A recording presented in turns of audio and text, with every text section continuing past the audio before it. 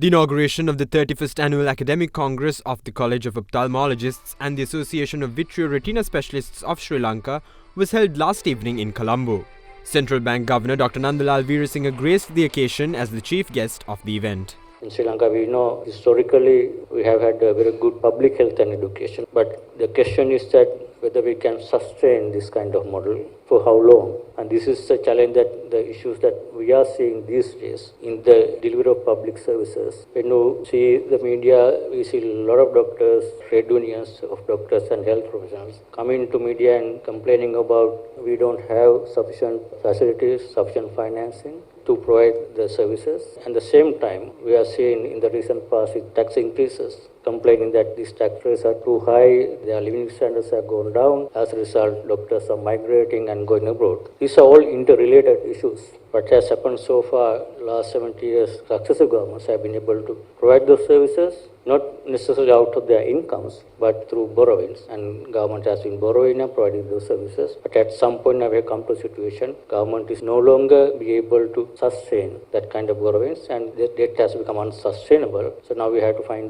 different ways of providing these services. This is where going forward, I don't think the current system of providing health and education is not going to be sustainable unless we have a complete system change in the provision of these services in different ways. First one, either the people who are earning income should be able to pay sufficient amount of taxes as revenue for the government, so the government has sufficient resources to provide those services in return to the public. But if you are in a system where the people who are supposed to pay taxes are not making proper contributions to make the public services, and then you can't expect the similar level of services that you would be able to deliver as a public service. Then obviously other model is that you have let it that services on the private basis. Then the problem is that the low income people who can't afford to pay for the services as a private service, they will be left out. Then we would not have this kind of development that we are seeing so far in terms of health and education. That is where we need a system where this public services